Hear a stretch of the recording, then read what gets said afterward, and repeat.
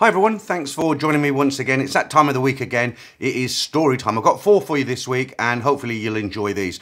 Okay, just before we go on, a couple of things. I'd just like to say sincerely a big thank you to everybody out there who watches me every week, who listens to these stories. I didn't realise, but I got a notification from YouTube yesterday telling me that it was my YouTube channel's birthday, so happy birthday, Thailand bound as it were.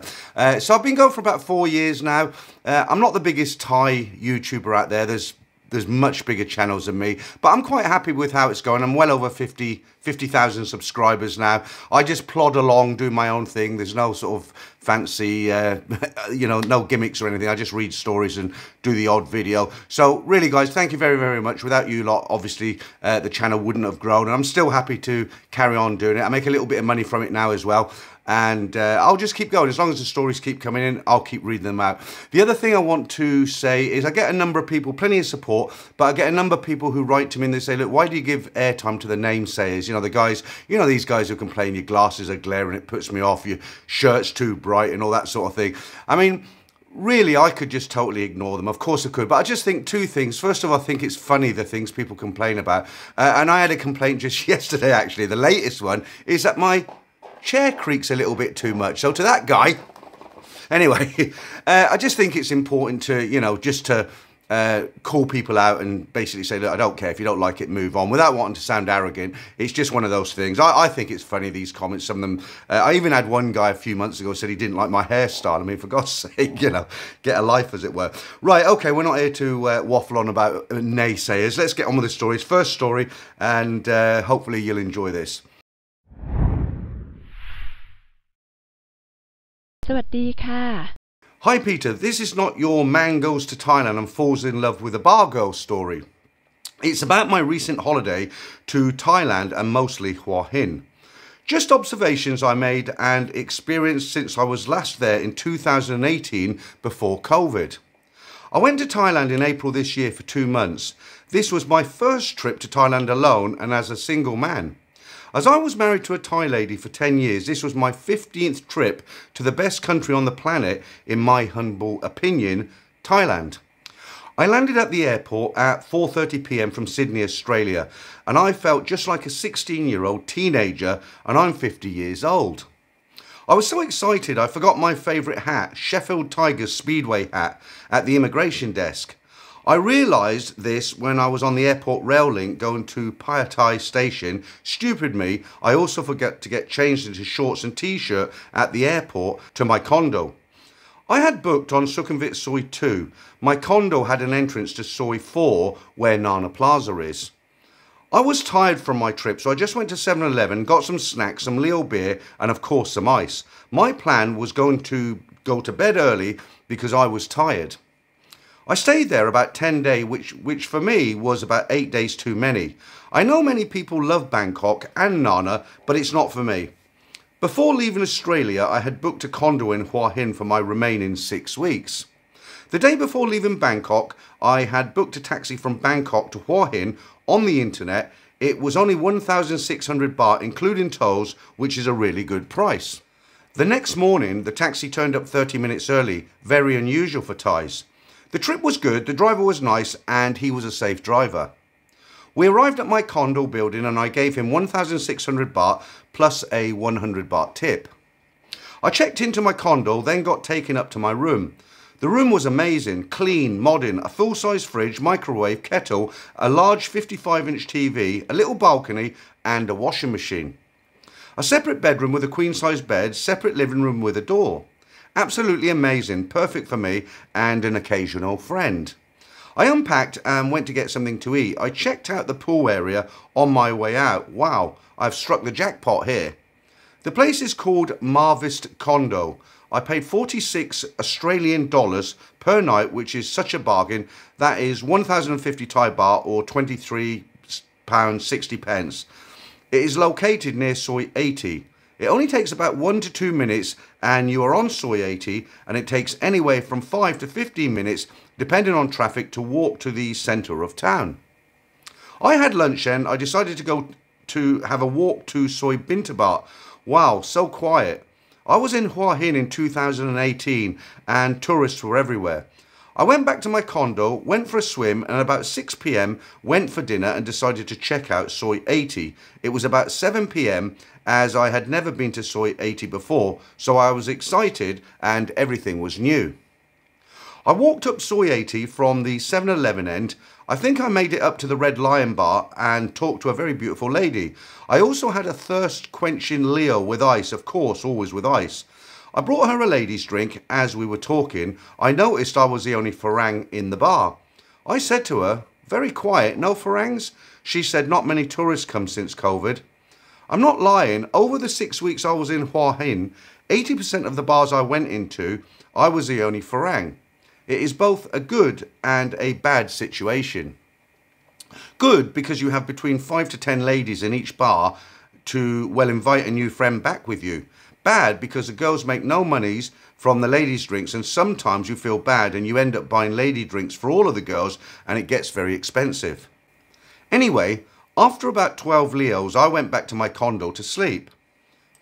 The next day, I decided I would check out Soi Bintabat at night. After my dinner, I went to Soi Bintabat. It was about 7 p.m. when I got there. Wow, what can I say? It was so sad to see so many more staff in the bars and tourists. I think I might have seen maybe 40 to 50 tourists while I was there. Most of the girls at the bars were more interested in their mobile phones rather than getting the few tourists that were walking by. I think I was there maybe 1 hour. So Bintabat is a shadow of its former self, so sad to see. I then headed back to Soi 80 as I promised a lady from the Red Lion a game of pool. Walking around Hua Hin, both in the daytime and night, I saw many what had been thriving businesses closed permanently. More staff than customers in the bars and restaurants. I asked a few bar owners and Mama-sans, are you making any money? They all said, we're lucky to break even. I know that sounds negative. Don't get me wrong, I fell in love with Hua Hin. It was my 6th or 7th time. I plan on going back to Hua Hin next year for my winter in Australia. June, July and August, I hope to see the friends I made in Hua Hin on my next visit and make some more friends. The bars, restaurants, etc. all want the tourists to go back so they can earn money and not struggle as much. If you're going to Thailand and don't know where to go or have a few spare days, I encourage you all to go to Hua Hin. It's only about 2.5 to 3 hours by taxi from Bangkok. You can also get the train or the bus from the airport. I don't know, about 2.5 hours. I've done Hua Hin a lot of times, and the quickest I've ever done it in a car was about 3.5 hours. That was in a taxi, and that was out of rush hour, you know, so you want to allow yourself 3.5, 4 hours. Even a bit longer. Yeah, it is quite sad. I was in Hua Hin probably 2 months ago. I've got a car obviously so I can get about, and I went down there, and Soi Bintabat is next to the Hilton Hotel, and it's a kind of complex of bars. It used to be very, very busy. It's kind of like a box shape. You go down one street, turn left, and then left again, and then left again. So it's kind of the shape of a box, and there's bars down each one. You've got a couple of an Irish pub and some girly bars and some live band bars. And it used to be very, very lively. And I was there, as I say, about 2 months ago, and it was real quiet. And you walk around and you look in the bars and you think, how can they make any money? How can they even survive and pay their rent? Because most of the time, you know, as this guy said, there's 1 or 2 people in there. And I like to have the odd game of pool, and I always used to struggle in Hua Hin because it's a big pool. They've got a pool league and everything there. And I used to struggle to get on a table. I could have gotten on every single table in Hua Hin, but sad. It's not for everybody. It's quite a nice beach town, Hua Hin. But if you're getting on in life, as it were, it might suit you if you haven't been. Maybe worth a visit. All right, let's go into... I'm not working for the Hua Hin Tourist Board, by the way, just giving it a name drop. Right, story number 2. I'm a 54-year-old Englishman from Yorkshire. I have been following your channel for some time and really enjoy it. Currently, I'm in a relationship with a Thai bar girl. I'm fairly new to the Pattaya scene, so it would be great to hear what your listeners think about it all. Anyway, a little about me before I begin my story about Pattaya, which I hope you and your viewers will enjoy. I've recently gone through a divorce from a 26-year-old marriage which ended very abruptly when I caught my wife sleeping with a female cleaner from work. This obviously had a massive impact on me and led to me having some very dark thoughts. Luckily though, I survived this period and feel that I have come out of it a stronger person. Like many men my age who live in England, I now feel invisible. With the exception of some local paid-for-play girls, my love life is basically over. I did try my luck on some online dating apps and got pretty much no matches or attention. It was basically a failed experiment. I actually think that I am a kind guy, someone who wears their heart on their sleeve. I'm not confident, and since COVID I have gained some weight as well as suffering some ill health, although nothing is too serious. Furthermore, my divorce cost me financially, and as a result I am not particularly well off. I work as a local taxi driver, and up until recently I was living in the spare room at my mother's house. I now have my own one-bedroom flat and I own a modest second-hand taxi cab. Things are not as bad as they used to be though, and I have some modest savings. My story begins in May 2022. I was in a local pub after finishing a shift at work when a slightly younger taxi driver, who I know well, started showing some holiday photos on his phone to the guys at the table. Normally, I wouldn't have paid much interest, but I did catch a glimpse of one of these particular girls who was she was a bikini-clad Asian girl who looked absolutely stunning. After some further digging, my colleague explained that he had recently returned from Pattaya, Thailand, and that this young lady was his 2-week girlfriend. On hearing this, I was immediately intrigued. How could this guy date such a beautiful girl? She looked like a supermodel. Here's your average overweight northerner with a heart of gold. Things just didn't add up. Anyway, my friend, we'll call him Tony, explained over the next few drinks all about Thailand and in particular Pattaya. He explained to us how it worked, what a bar fine was, what Soi 6 was, go-go bars, Thai friendly and everything else. You know the deal, all the usual locker room conversations, including the usual boasts about his bedroom activities. I was smitten and already obsessed. On returning home and over the next few weeks, I put all my free time into researching Thailand and in particular the aerobics and bar scene in Pattaya. Winter came around fast and finally my luck picked up. It turns out that I had a modest win at the bookies. Nothing huge, a couple of £1,000. This, however, was enough to cover my flights, accommodation for a 17-day trip to Thailand. I immediately headed down to the local travel agent and booked what was to be my first holiday in several years. Finally, in mid-January 2023, I boarded a flight to Thailand via Dubai. To say I was apprehensive would be an understatement. The furthest I had travelled previously was southern Spain. This was a completely new experience for me, and despite all my research, I still had no idea what to expect. Although I was nervous, I was also extremely excited and had already made some contacts with Pattaya regulars. Let me explain. Prior to travelling, my work friend Tony had recommended an online chat group and also a certain well-known web forum dedicated to Pattaya. I had been actively involved in these chats and had made some online connections. This is actually how I initially found your YouTube channel. I'd arranged to meet some forum members on my arrival in Pattaya for a few beers as part of their regular Wednesday pub crawl. One guy in particular, an Australian of similar age to me, was a great help, and he provided lots of information which would come in handy and help me to navigate the nightlife scene in Pattaya. Moving forward, after the long flight, I got a taxi straight from Bangkok airport to my hotel on Second Road, where I arrived around 6 p.m. I immediately headed out to a bar on Soi 6 to meet some of the guys for my first few beers in the warm tropical Pattaya heat. My first few hours were like a blur, the beers, the girls, the conversation. I honestly had some sort of empathy. What was I doing with my life? This is the life I want, the place I want to live. Pattaya really is heaven. As part of the pub crawl, we went to a bar in Soi Buakhao for a few drinks. I won't mention the name here, but it's pretty well known from what I've read. The bar was pretty quiet when our group arrived. There were lots of screaming, hugs, kisses, etc. I'm sure we all felt like Brad Pitt or Richard Gere.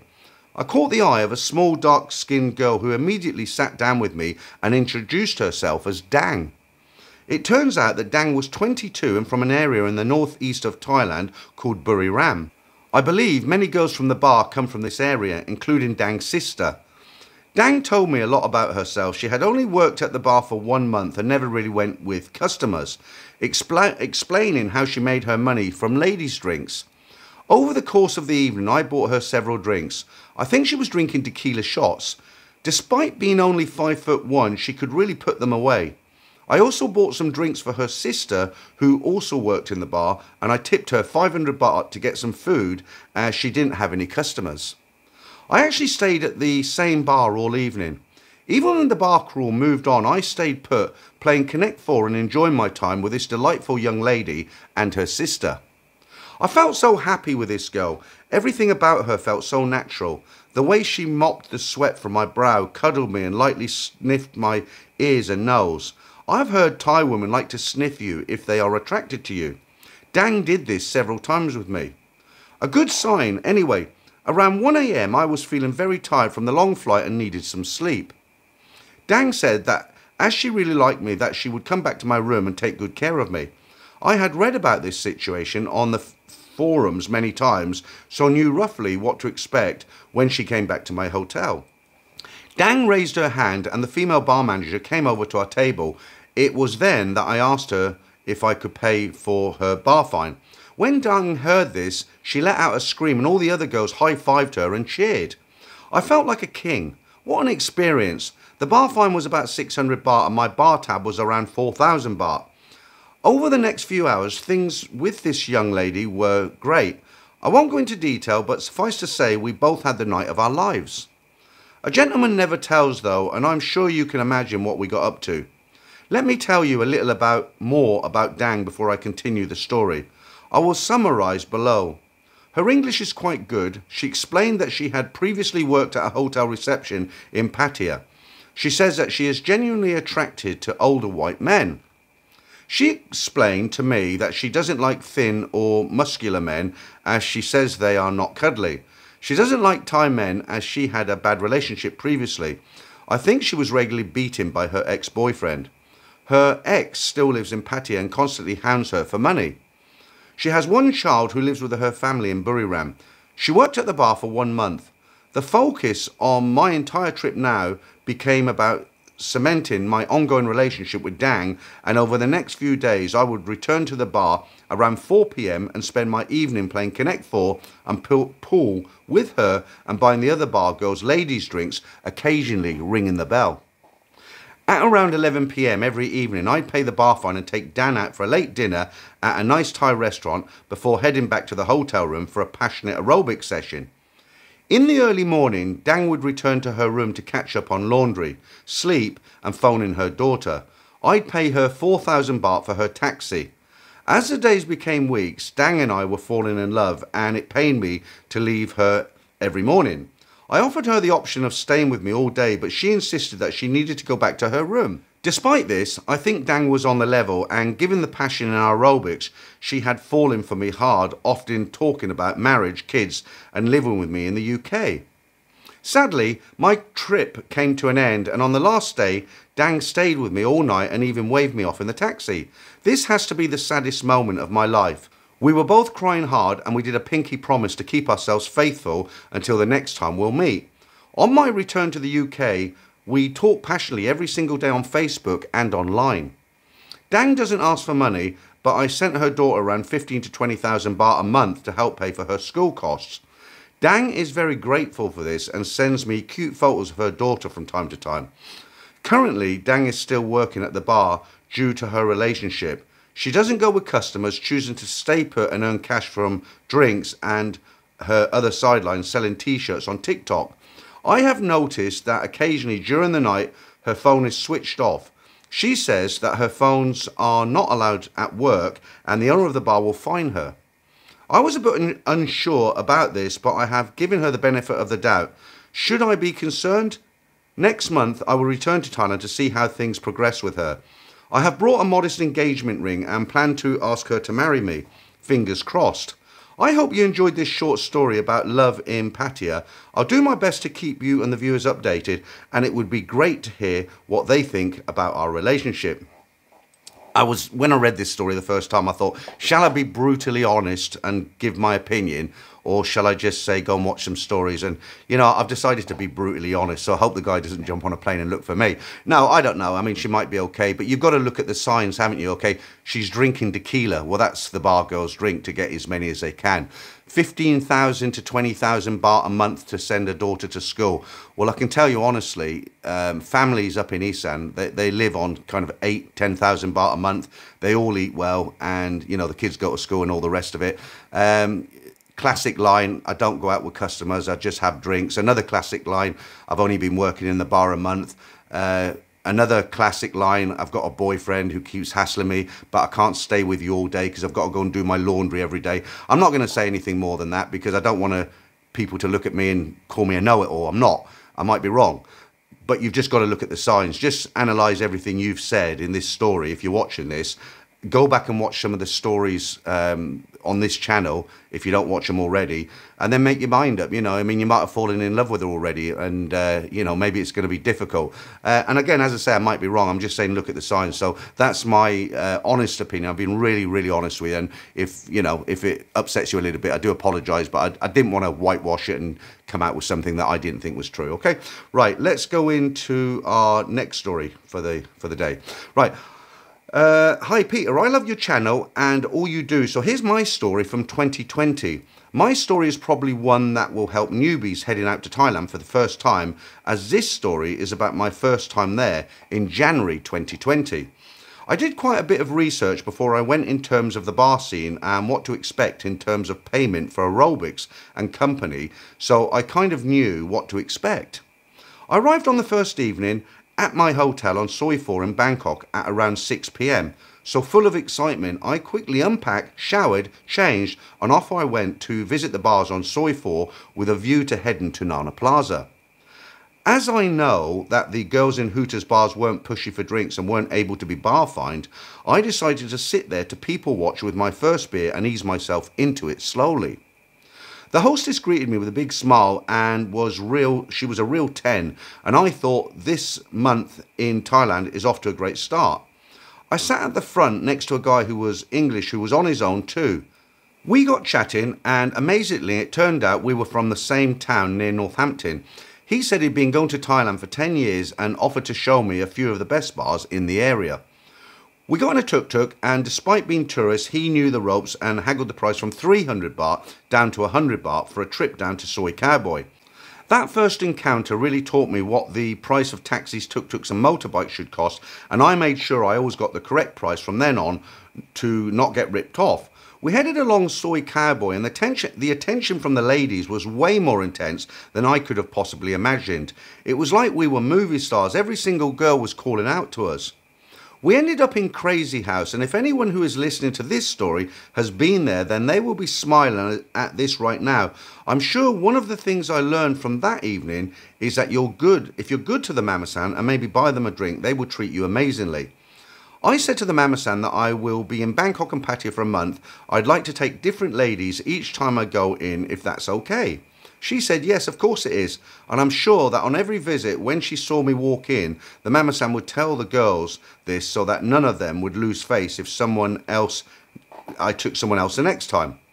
I did this in every go-go bar I visited during my trip, and it meant that the girls all welcomed me, knowing that one of them is likely to be bar fined, but none lost face if I didn't choose them. It made for a very happy time for me, and never any awkward moments with the girls who I bar fined, but then didn't take for a second time. I know this is not everyone's idea of doing things when in a go-go bar, but it worked out well for me. Not only were the girls great for aerobics, but I had many really lovely meals with the girls I had bar fined. I used to say to them, take me somewhere that you really love to eat, and none of them ever took me to fancy restaurants with big price tags. They always took me to really lovely traditional Thai places where the food was excellent. On one occasion, I swear that she took me to her family's restaurant as the bill was ridiculously cheap at the end of it, and all of the waiters and chefs kept popping their head round the corner to see who she was with, so it made for a great evening. I split my trip between Bangkok and Pattaya, 2 weeks in each, and they were both very different, but in terms of the ladies, everything was the same. When in Pattaya, I spent most of my time in LK Metro and on Walking Street in either the go-go bars or the nightclubs. I was 40 at the time and so felt quite at home in the nightclubs. The feeling of being a movie star did not get any less when in Pattaya, and I was genuinely sad to be going home. At the end of my first month in Thailand, I met a total of 18 new loves of my lives, and every one of them were polite, sweet, and a pleasure to spend time with. I guess the moral of the story is that despite it being a fairy tale, and although a holiday is so much different to living there full time, the experience you have and the feeling you get when you are treated the way I was treated, I can see exactly why anyone would want to retire there. In a few short years, it wouldn't surprise me at all if, just like Peter, I will be playing the song I'm Leaving on a Jet Plane and heading to the land of smiles myself. Okay, so I'll just say one thing on that. When you actually live here, and I have lived in Pattaya previously for a couple of years, it kind of does grow old. I know you're probably sitting there thinking you're crazy, you know, you must be too old. It's not. When you arrive for a holiday vacation for 2 weeks, 3 weeks, a month, yeah, you're a kid in a candy store, there's bars, girls are screaming at you, and you can't get enough of it. Eventually you have to leave after the 14 days or whenever, if you're lucky, maybe a bit longer, and you can't wait to get back the following year. But when you actually live here, it gets a little bit intense and a bit much, and you do actually get bored of it. And, you know, I live in Bangkok, I don't live in Pattaya now, and I occasionally visit these kind of areas if I've got a friend who wants to go out and says, let's go down to Cowboy. I went out to Soicowboy 2 nights ago on Friday. I did that little short, very quiet actually. And but you know, when you actually live in an area, it's like if you get a job in a chocolate factory. The first day you think you've died and gone to heaven, right? But after 1 week of stuffing your face with chocolate, you don't think you're in heaven anymore. Okay, right, we're going to go into our final story for this Saturday. I'm a big fan of the channel. I know you are running short of stories, so I thought I'd give you something back to you and your viewing community. Apologies, but English isn't my first language. I hope this story reads okay. I had a colleague proofread it. This isn't a typical story, and unfortunately it's quite short, as there is nothing much that I can really add to it. The story took place in December 2019. It was a Saturday night and the bars and clubs were packed. This was obviously pre-COVID. I was mid-30s at the time. I worked out daily and never had any issues getting female company, whether it be Thai university girls or the odd freebie from a bar or go-go spinners. On this occasion, I was dating a girl who worked in Hooters. Despite her good looks, she was an extremely jealous individual and would regularly turn up at my hotel room or call me demanding to know what I was doing. Taking a girl that night or any night in Lower Sukhumvit was not an option. On this particular evening, I was drinking alone. I spent the night at Soy Cowboy getting drunk and then jumped into a taxi home. Before I knew it, I was hurtling down Sukhumvit Road en route to Mix nightclub. For those that don't know, Mix was a popular freelancer spot in the basement of the Intercontinental Hotel. The taxi drivers got around 200 to 300 baht commission for taking them for Farang and Thais there, so it was a very lucrative for them. I'm sure my driver managed to persuade me to grab a nightcap while he got money for a couple of bottles of Leo. Anyway, it was around midnight. I entered Mix alone. The place was filling up, but at this stage was relatively quiet for a Saturday night. As the night progressed, I worked the dance floor talking to foreign backpackers, Thai girls, freelancers, you name it. Just enjoying the beers and the music. It was a good vibe, and despite there being 500 people in the place, by the time 2 AM had come, I must have spoken to most of the groups. Dancing, sharing drinks, etc., generally being sociable, smiling, joking and having fun. I went to the bar to get a drink and I noticed a blonde girl to my left. She was stunning, slim, massive, natural assets, you know the type. I guessed Russian, and this was soon to be confirmed. I also assumed that she was probably looking for money. Looking at the length of her dress, it was obvious that it was not her first rodeo. A minute or so later, while standing at the bar, I felt someone grab my bottom. I turned round and it was her. She was smiling all over her face.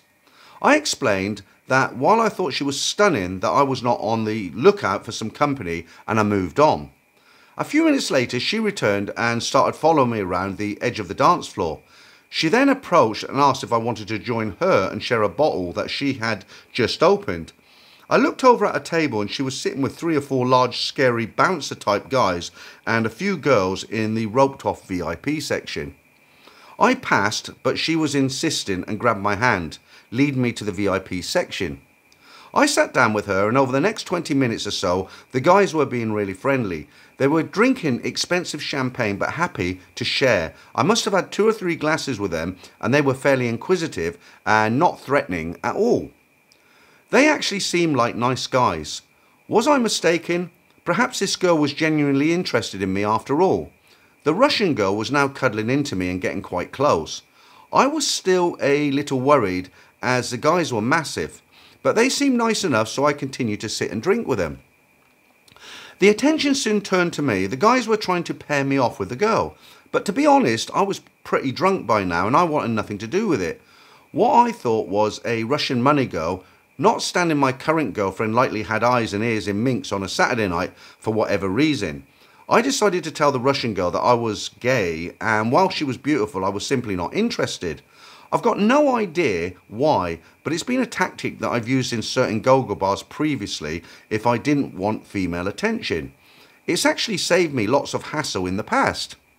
Fast forward a few more minutes and I get up to go to the dance floor. One of the Russian guys also stands up and follows me. As we approach the dance floor, he asks if I want another drink. I say yes, and we head through to this quiet, almost piano-style bar away from the main area. We soon get a drink from the bartender and start talking and sipping our cocktails. Well, what happened next came as a real shock. This guy, who looked like an MMA fighter crossed with the Russian mafia, I couldn't believe it. He made a pass at me, a full-on kiss on the lips with his mouth open. To say I was shocked was an understatement. What was happening? I moved my head away, apologised and quickly mumbled something. I think he got the hint immediately, looked a bit embarrassed and left the bar area extremely fast. I stood there in shock for a few seconds and then quickly regained my composure. While he was heading out the stage door right, I was leaving stage door left. I got a taxi straight to my girlfriend's condo, and let's just say the aerobics were a bit more intense that particular evening. Almost like I had something to prove. I haven't been back to Minsk since that night, and the Hooters girl is now living in the USA. Hope you enjoyed that strange tale. Like I said, it's not your usual type of story. So the guy got a bit of a shock there, didn't he, from the rather large guy. Okay, nothing else to say on that story. As I always say most weeks these days, if you're sitting on a story, please send it in.